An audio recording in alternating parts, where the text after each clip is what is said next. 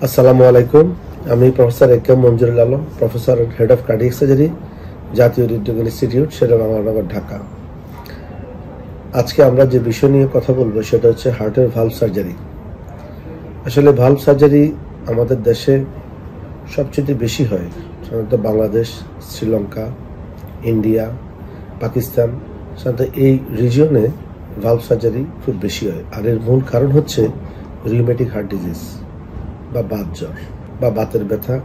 সেখান থেকে যদি আমাদের রিউমেটিক ফিভার হয় বা রিউমেটিক জ্বর হয়, সে আমাদের হাড্ডিগুলোতে আস্তে আস্তে এগুলো ইনভলভ হয়, জয়েন্ট পেইন হয়, জয়েন্টে ব্যথা হয়, এবং সেখান থেকে আস্তে আস্তে আমাদের হার্টের ভালভকে তারা ইনভলভ করে। যে কারণে হার্টের ভালভ সার্জারিকে যদি আমরা প্রিভেন্ট করতে চাই বা যদি ভালভ সার্জারিকে আমরা করাতে না চাই বা এই অসুখ থেকে যদি নিজেকে বিরত রাখতে চাই, তাহলে আমাদেরকে অবশ্যই রিউমেটিক ফিভারকে কন্ট্রোল করতে হবে। যে কারণে ছোটবেলা থেকে যাদের দেখা যায় যে বাত জ্বর হয়, তারা যদি ওই সময়ে আমাদের বাত জ্বর হসপিটাল, যেটা সরওয়ার্দী হসপিটালের সাথেই আছে, সেখানে যদি আসে বা যোগাযোগ করে এবং প্রপারলি যদি এই ট্রিটমেন্ট নেয় বা চিকিৎসা নেয়, তাহলে বহুলাংশেই আমাদের এই রিউমেটিক ফিভার থেকে রিউমেটিক হার্ট ডিজিজ যেটাকে বলি আমরা, সেটা কম হবে বা প্রতিহত করা যাবে। ওইটাই যদি আমরা প্রতিহত করতে পারি, তাহলে আমাদের ভালভুলার হার্ট ডিজিজের সংখ্যাও আস্তে আস্তে কমতে থাকবে। সাধারণত স্যাঁতস্যাঁতে জায়গায়, অন্ধকার জায়গায়, নোংরা এবং অপরিচ্ছন্ন জায়গায় থাকলেই দেখা যায় যে রিউমেটিক ফিভার, রিউমেটিক আর্থ্রাইটিস এই অসুখগুলোর জন্ম হয়। তা আমাদেরকে পরিষ্কার পরিচ্ছন্ন থাকতে হবে এবং রিউমেটিক ফিভার বা রিউমেটিক আর্থ্রাইটিস হলে সাথে সাথে সংশ্লিষ্ট ডক্টরকে দেখাতে হবে এবং তাদের মতো করে চিকিৎসা নিয়ে আমাদেরকে রিউমেটিক আর্থ্রাইটিস বা রিউমেটিক ফিভারের ট্রিটমেন্ট নিতে হবে। যদি আমরা প্রপারলি এই ট্রিটমেন্টটাকে প্রিভেন্ট করতে পারি বা ভালো করে চিকিৎসা করতে পারি, তাহলে আমাদের ভালভুলার হার্ট ডিজিজের সংখ্যা কমবে।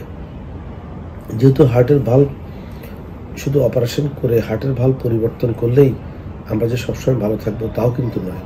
এটা একটা জটিল প্রক্রিয়া, জটিল অপারেশন।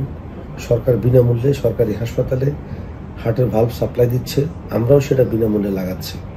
কিন্তু আসলে দেখা যায় যে হার্টের ভালভ লাগানোর পরেও এটাকে মেনটেন করা বা এটাকে রক্ষা করা অনেকের পক্ষে খুব কঠিন হয়ে যায়।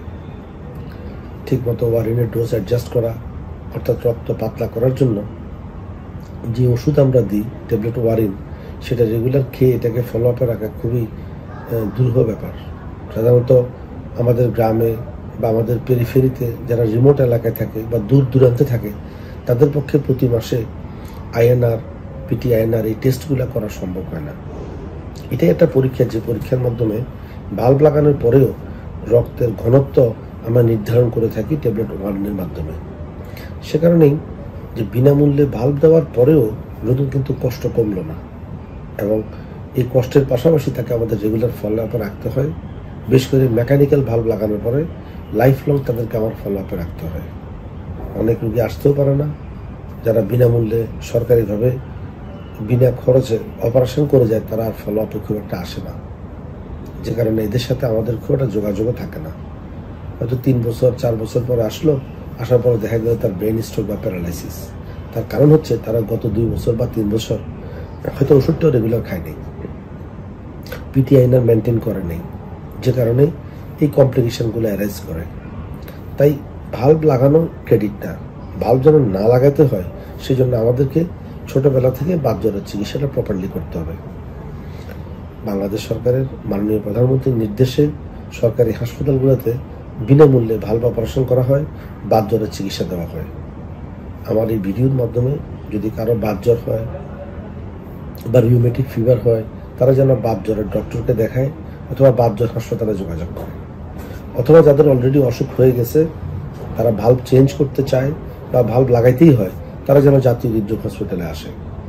আমরা বিনামূল্যে সরকারি হাসপাতালে ভালভ প্রতিস্থাপন করি। ধন্যবাদ। আসসালামু আলাইকুম।